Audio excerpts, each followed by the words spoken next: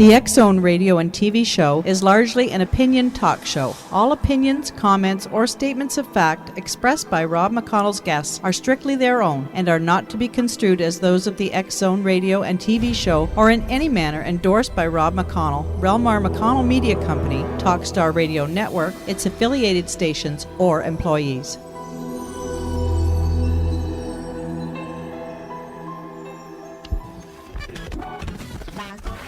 All Hit Radio.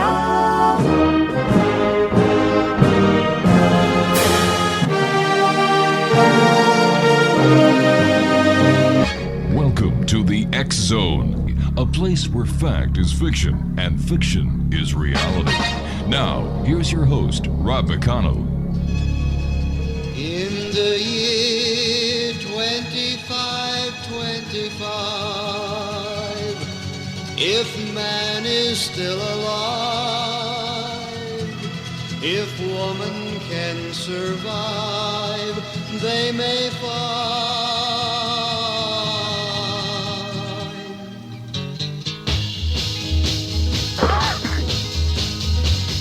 In the year 3535, ain't gonna need to tell the truth, tell no lies. Everything you think, do, and say is in the pill you took today.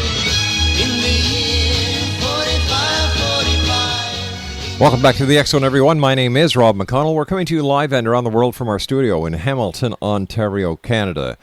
If you'd like to give us a call, 1-877-528-8255. That is to the broadcast center of the Talkstar Radio Network in Titusville, Florida. If you'd like to give us a call here at the X Zone Studios in Hamilton, Ontario, Canada, Monday through Friday from 10 a.m. Eastern until 5 p.m. Eastern, our toll-free number is 1-800-610-7035. My email address, xzone@talkstarradio.com, on MSN Messenger, talkstarradio@hotmail.com. Our websites, www.xzoneradio.com and xzonetv.com. As you know, X Zone Nation, we've been talking quite a bit lately about December 21st, 2012, and there's a new movie that is coming out about that date. And joining me this hour is Ed Grondine, and I are going to be discussing not only the 2012 movie, we're going to be talking about what's new at NASA Comet Impact, and we're also going to be talking about Atlantis. That's this hour here in the X Zone, and joining me now is Ed Grondine. Ed, thanks very much for joining us tonight, and tell me, what's your first impression of the new 2012 movie that's coming out on November 13th? Well, it's going to be a great movie because they got great special effects. The problem is that shifts of the Earth's crust do not happen. A little minor problem with that. Just like the crust didn't shift in the year 2000. We looked at the physics of this in regards to the largest comet and asteroid impacts, and what they found was that the force required for a crustal shift of the Earth would be sufficient to fracture the Earth into asteroids. Wow. So if this was to happen where the crust is shifting, we would be in one heck of a mess. There wouldn't be any. The crust can't shift. If there's sufficient force to shift the crust, then the planet fractures. So I guess what we're saying is that sensationalism is the key word in this new 2012 movie. Exactly. But actually, they're tapping into a long stream of occult lore. Oh. It's quite fascinating how this actually came about. I'll go into the background on this. What happened was that we lost our comet impact. Our European comet impact lore was lost. The Roman government suppressed the Etruscan memories of this, and the Roman Catholic Church was promoting a Pythagorean worldview, so they suppressed the works of the Greek astronomers. Also, the religions of the Druids and other religions who held the impact memories were suppressed as well. Europe wasn't hit except for at Bazaz, which occurred in 580 A.D., and it was Pelagian heretics who were hit. Where the stuff started off at was with a German classical scholar named Johann Radloff, and he wrote a pamphlet. He was trying to find an explanation for asteroids and comets, and he thought that the parent body of the asteroids had fractured at the time of Noah's flood, and it caused a pole shift. And he's published a book on this in about 1823. This was picked up on by Samson Arnold McKay, who was working with the Order of Luxor, with Madame Blavatsky of the Theosophists. Oh, yeah, right, yes. Pardon? I remember her very well, and there's been a lot talked about. Exactly. And she hung around with the Augustus and Alice Laplangion, who were looking for a reason for the end of Atlantis. And the pole shifts were crustal shifts were an acceptable theory at that time. All right, Ed, stand by. You and I have to take a 2-minute commercial break. This is going to be one very interesting hour. Exonation, Ed Grondin is my special guest, and his website is manandimpactsintheamericas.blogspot.com. That's manandimpactsintheamericas.blogspot.com. Ed Grondin and I will be back on the other side of this 2-minute commercial break as we continue our investigation into the year 2012 here on the Talkstar Radio Network in the X Zone with yours truly, Rob McConnell. We'll be back in 2 minutes. Don't go away.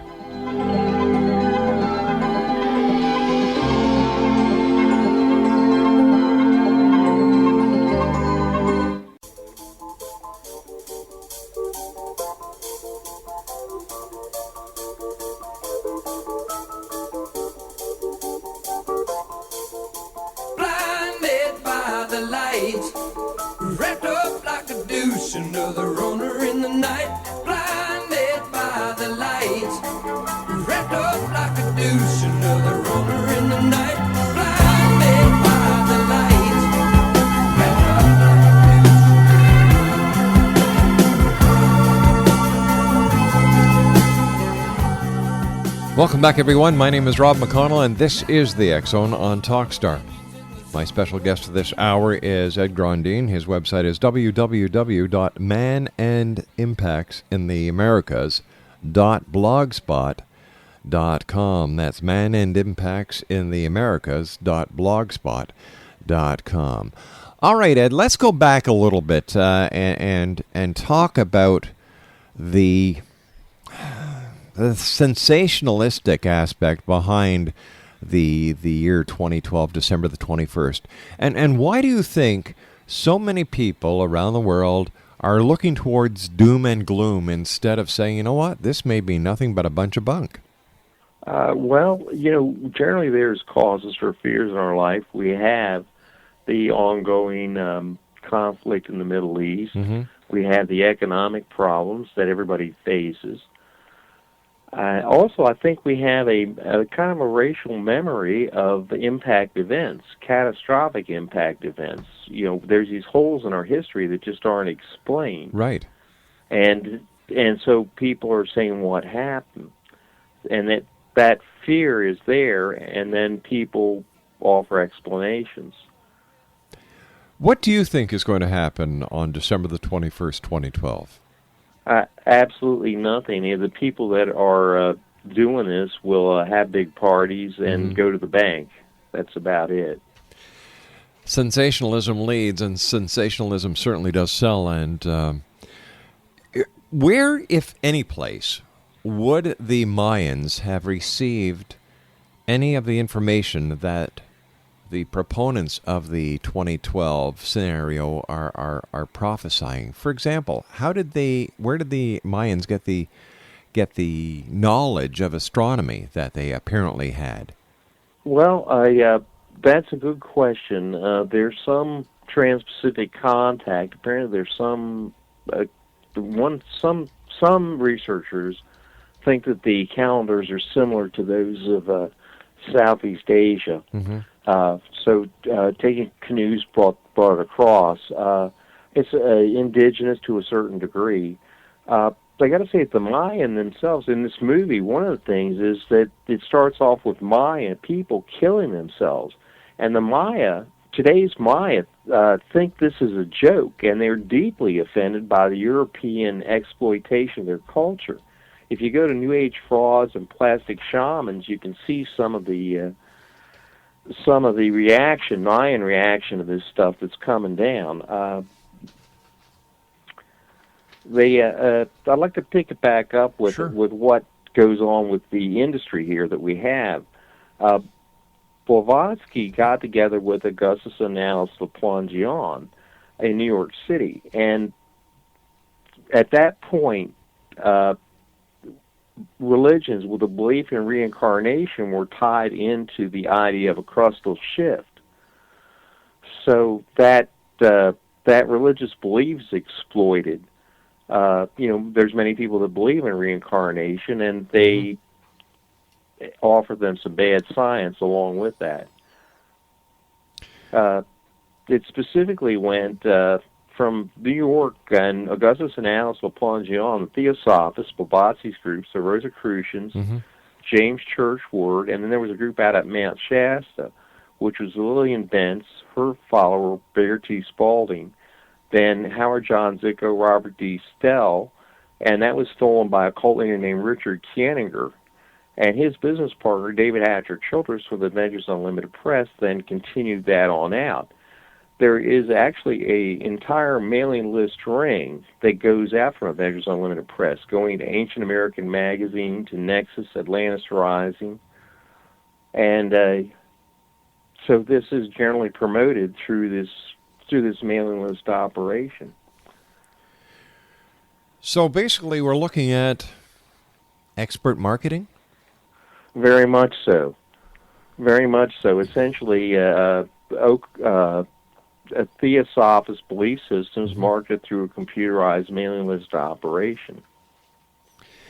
All right. So the movie 2012, I believe that it's going to make good bucks at the box office. The new movie that is out, Paranormal Activity, is number 2. On its first day, it cleared $16 million. We also have, CE4, Alien Abductions, coming out, and we also have Goat Whisperers that is coming out, which is about remote viewing. Why do you think, Ed, why do you think that so many people in this day and age are looking to these movies for some enlightenment? Well, I think you have to separate the 2012 from the other movies here. I mean, 2012 will have great special effects, and it'll be a thrill a minute.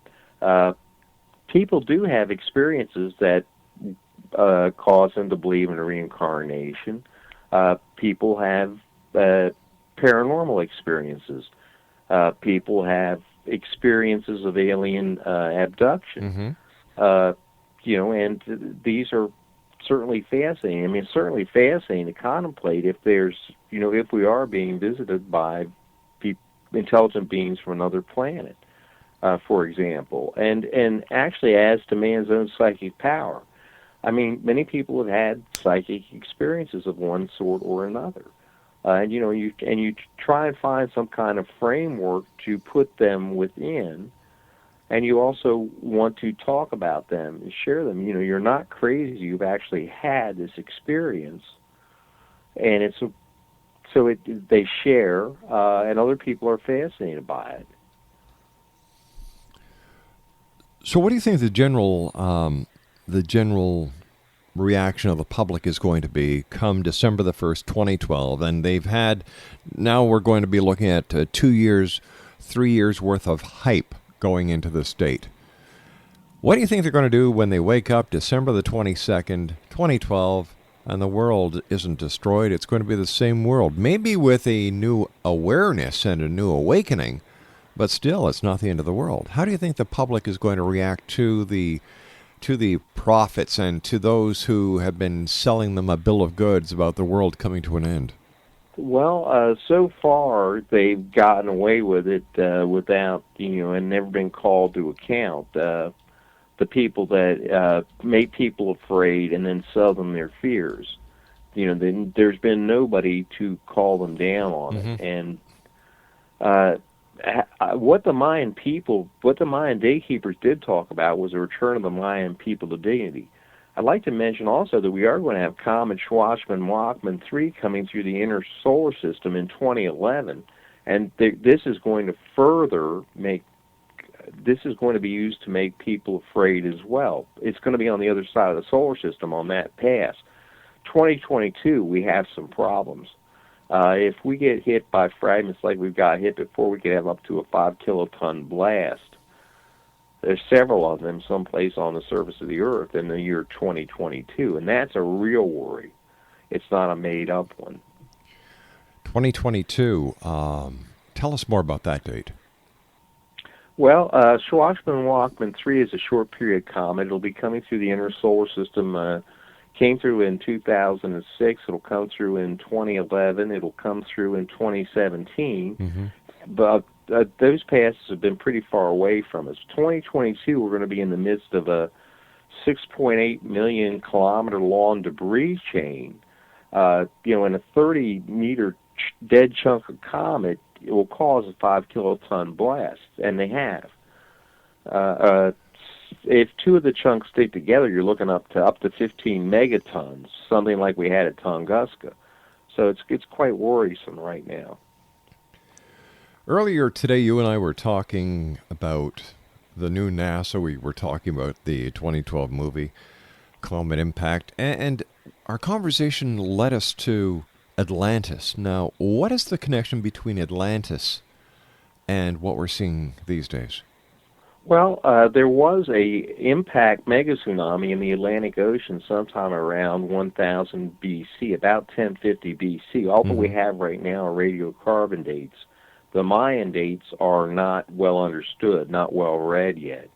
So we don't have like an exact day from the Mayan hieroglyphic writings. They're still being read. We do have geological samples coming in from the Yucatan, U.S. Geological Survey Corps, the Beaumont site in North Carolina. Dallas Abbott's been doing work on the Hudson River. So we know there was an impact mega tsunami that occurred about 1050, which was about the time of the Sea People's invasions of Europe. Now, the Greeks were working as mercenaries for the Egyptians to counter the invasion of the Sea Peoples. They had a common enemy. What happened was that Plato took Solon's tales and combined them. He combined it with memories of the Minoans and also memories of the Holocene start impacts. That's why everything is 10,000 years ago. We know the invasions of the Sea Peoples are right around the period of 1050. We are BC, and we also know they came to an abrupt end. What probably brought them to an abrupt end was the Great Atlantic Impact mega tsunami hitting in Europe as well as hitting in North America. We also, it's very interesting, I'd like to mention this, we see an end of the copper trade, the copper mining up on Lake Superior That's at right. about this. You and I have to take a commercial break, but a lot of people do not realize that the Egyptians and the central Mediterranean countries were actually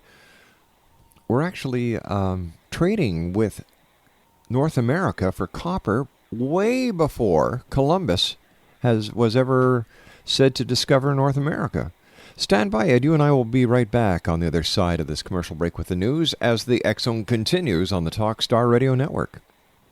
If you'd like to give us a call, 1-877-528-8255 is toll-free. And you can always join us here at our X Zone studios from 10 a.m. till 5 p.m. Monday through Friday by calling 1-800-610-7035. Email xzone@talkstarradio.com, on MSN Messenger, talkstarradio@hotmail.com, and our websites, www.xzoneradio.com and xzonetv.com. My name is Rob McConnell. Ed Grondin is my special guest. Man and Impacts in the Americas.blogspot.com. And Ed and I will be back on the other side of this break with the news right here on Talkstar.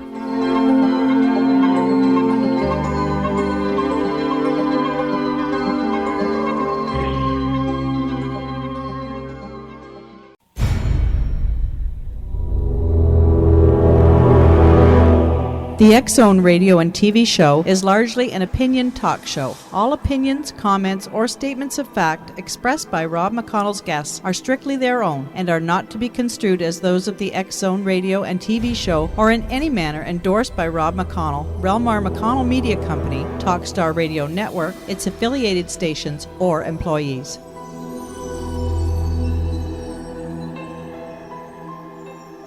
Ken Elliott. When I'm floating around the universe, I always try to tune in to Rob McConnell. Hi-ho there, Trinity Frog on Sesame Street. When I want to find out what's going on with UFOs or ghosts, I listen to the X Zone with Rob McConnell. This is Les Corrigan from Target Internet Development. You're listening to Rob McConnell on the X Zone Radio Show.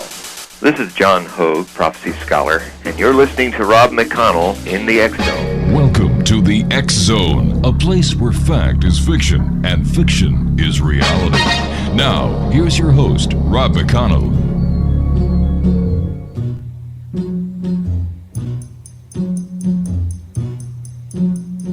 Catch a falling star and put it in your pocket, never let it fade away.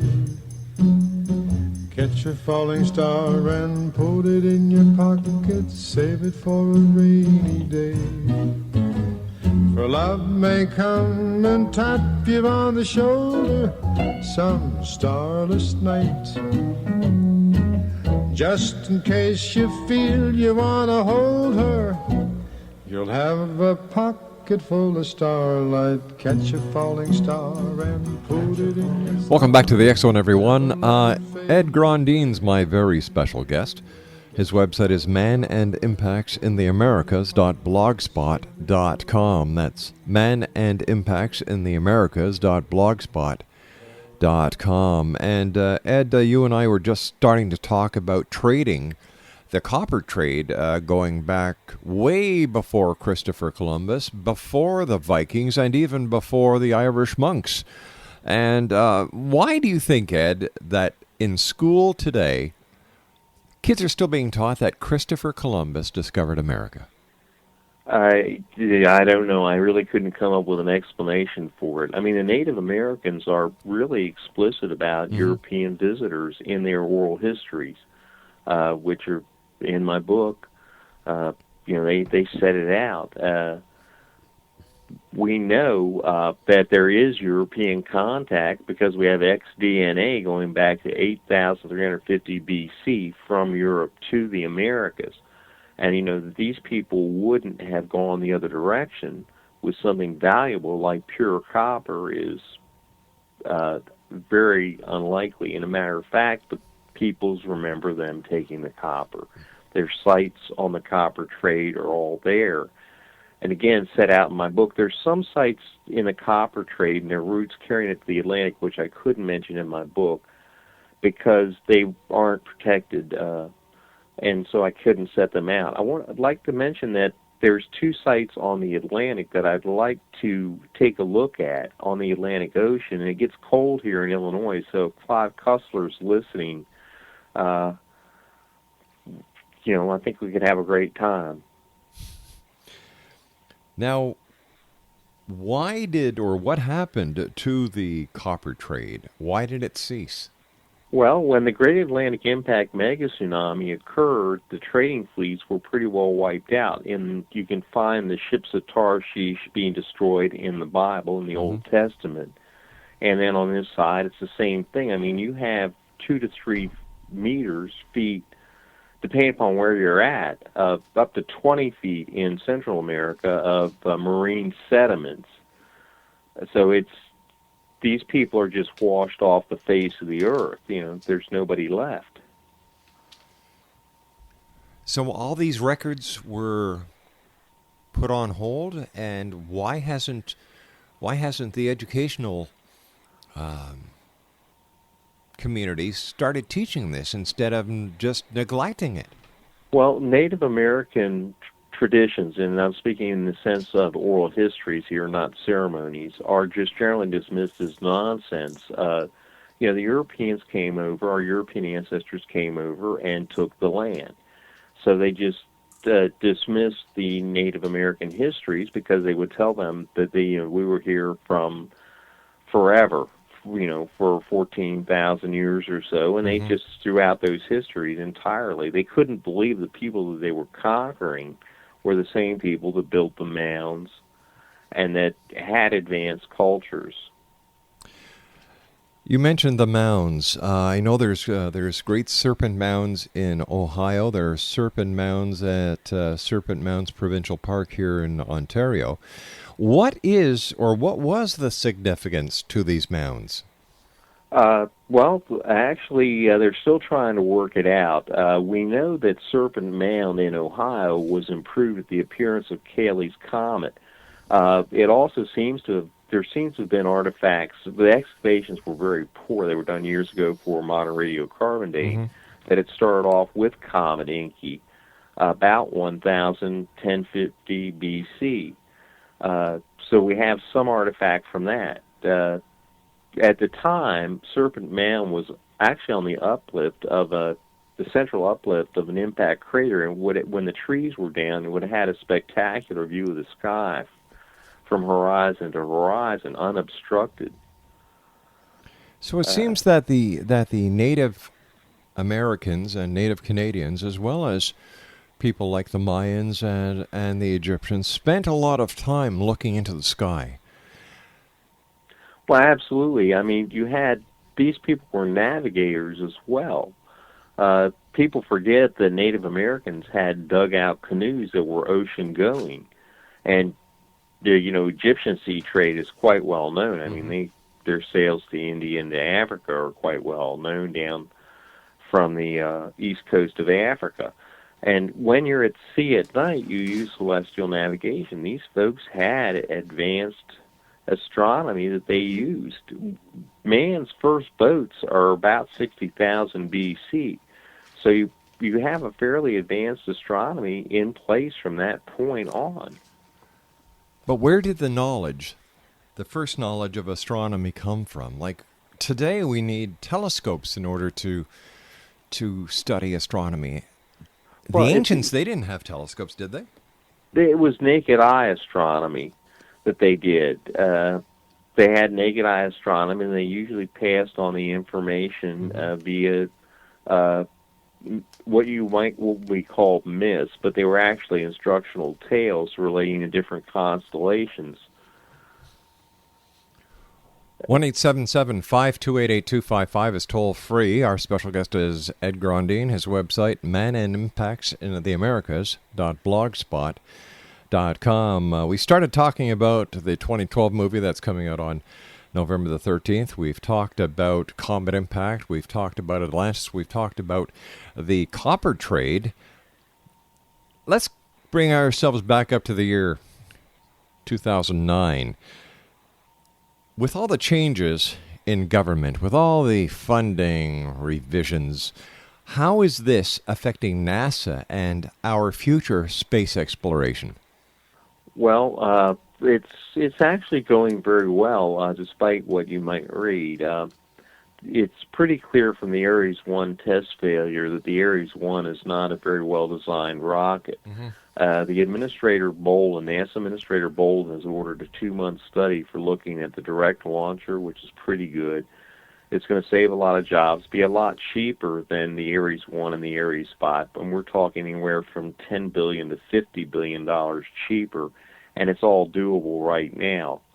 As far as impacts go, the George Brown Jr. Amendment is still law here in the U.S., and Administrator Bolden is going to carry it out. The Congress has authorized 2 reports, one from the NRC, another from the National Academy of Sciences, and they'll be making their recommendations shortly.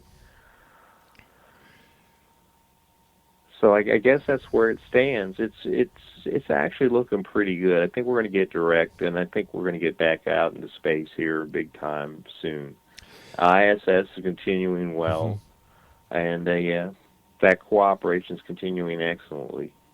Tell me, why is it so important that we have to return to the moon? I think, probably CAPS is probably the real reason, the Common Asteroid Protection System. You can build some large telescopes and radar on the moon that will give you excellent warning of any impact or heading in the Earth's direction. And given the earlier cost of these things and the amount of human destruction that these impacts have caused, that's probably a very prudent investment. If you look at China, their national symbol is a dragon. Their historical memories go back to the comet impacts that killed the mammoth. That's where the dragon first appears as the Chinese national symbol. Their first emperor was killed in an impact event.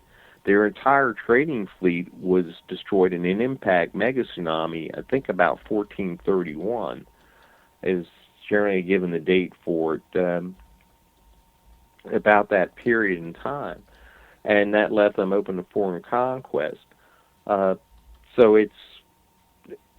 these things are very dangerous, and we'll need the technology to deal with the next one that does come in. If we have a chunk of Schwarzman Walkman 3 headed our way, we want to have something to get out there and get it taken care of before it gets in here. We don't want a 15 megaton blast going off someplace on the surface of the Earth. Not if we can help it, at least. You were asking me earlier about the ancient astronomy. Welcome to Virtual DJ Studio from Next Generation Software. I wanted to mention that they had one of the reasons for the development of astronomy, besides celestial navigation for 60,000, was that when the comet fragments hit in North America, the effects of this were felt globally. I mean, these fragments were watched coming in. So you had an emphasis in astronomy that you see developing around the world. Göbekli Tepe in Turkey, I think, is a perfect example of this. Are more and more people taking up an interest in astronomy as well as astronomical history in order to try and make sense of what's going to happen in the future, Ed? Well, what we're seeing in the meteorite market is a lot of folks are enjoying collecting meteorites, little bits and pieces of stuff from space. In the astronomy, we have automated telescopes that make it very easy to look at the planets and different star systems, and it's a lot of fun. You know, before it was a whole lot more difficult for the individual to do that. It's still very difficult actually to do naked eye astronomy. It's a knack people have. Some people have. Why did you decide to further your interest in astronomy with what's going on at NASA, Atlantis, and basically history? Well, what happened was I was writing on the Soviet and Chinese space programs, and just was doing op-ed pieces and picked up on the impact story at the time of the catastrophe movie Meteorite, I think it was. And I stumbled into the work of the European scientists who were working through recent impact events, and I realized that NASA didn't quite understand what a severe problem this really was. This is also an incredibly useful tool for historical research. It just fills in so many holes. You know, we know what happened to the peoples living on the East Coast. We know what happened to the Olmec. They're hit by an impact mega tsunami. You know, now we know what happened to the mammoth. They're killed off by impact, comet impact. You know, it's just solving a number of historical mysteries here. We know why they're spending so much money building structures like Stonehenge.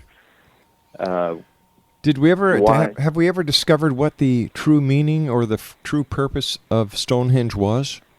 Well, the astronomical alignments of that are fairly well known. The building periods occur exactly when we've had impacts from Comet Inky, where we had, in the last 5,000 years, you can time the building phases of Stonehenge with climate and impact effects from Comet Inky.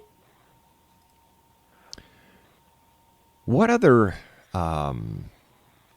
locations around the world like Stonehenge are there? For example, I know that the Great Pyramid at Giza is astronomically... Baja? Very much aligned, yes. Yeah. What other locations are there, to your knowledge? Well, there's so many I can't... there's so many. I can't think, to pick up one is tough. I mean, let me mention Newark here in the United States, because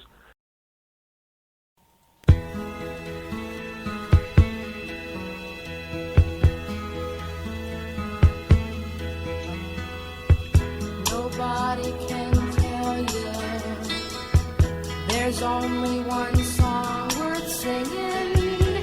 They may try and sell you, 'cause it hangs them up to see someone like you.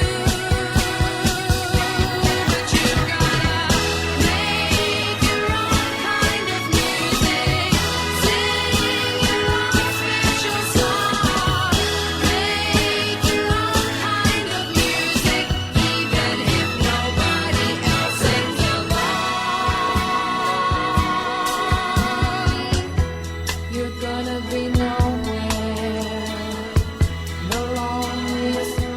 Welcome back, everyone. Ed Grondin is our special guest this hour. His website is www.manandimpactsintheamericas.blogspot.com. And Ed, how would you like to wrap up this hour?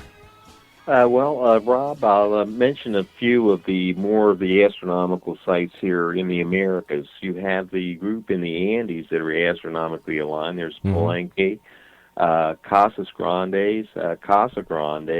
One of my favorites is at Wupatki, outside of Flagstaff, Arizona. There's a beautiful observatory there. And I think finally I'd like to offer your listeners a special deal on my book. If they'll send me an email at epgrondin@yahoo.com, and mention that you heard me on the Rob McConnell Show, and it'll be $20 plus shipping to wherever you are. And please, in your message, if you have Native American heritage, be sure and mention that to me. Ed, as always, it's great having you on the show. Rob, it's always great to talk with you. I'm just thinking of the movie 2012 that's coming out, and I don't know. I really hope that people don't take it too serious. Well, it's strange if you look at the advertising budget for that versus what's spent on actually trying to find stuff coming towards the Earth. It's just the budgets just aren't comparable. I mean, at all. It's kind of a misappropriation of money. It's going to be a lot of fun to watch the movie, but it's going to have great special effects. But I just hope people. All I got to say is don't drink the Kool-Aid and put the scissors away. And once again, I want to thank you so much for joining us. Let our listeners know how they can get a hold of you and promote your book one more time. Okay, just send me an email, epgrondin@yahoo.com, and or you can see that at my blog spot. It's out there to give you kind of an idea of everything that's in it, and that's the deal. Ed, take care of yourself. We look forward to the next time when you and I visit here in the X Zone. So until then, keep your eyes to the sky, my friend. Rob, always a pleasure, and I always do. All right, take care, Ed. Ed Grondin. His blogspot, manandimpactsintheamericas.blogspot.com. And still to come on tonight's show, you know what? There is nothing more to come on tonight's show because this is the very last segment. I'd like to take this opportunity of thanking each and every one of you for allowing us to be part of your day or night, no matter where you are on this great big world of ours. To my wife and senior producer, the lovely Laura Rogers, thank you, sweetie, for all your help. And to you, the X Zone Nation, thank you for allowing us to be part of your day or night, no matter where you are on this great big planet. So until tomorrow night, as once again you and I cross the time-space continuum to this place that we call the X Zone. Always, X Zone Nation, take care of each other. And if you've got a child at home, give them a hug, give them a kiss. Let them know they are loved, because the children of today are truly the leaders of tomorrow. And once again, next time you go outside, always keep your eyes to the sky and your heart to the light. Good night now.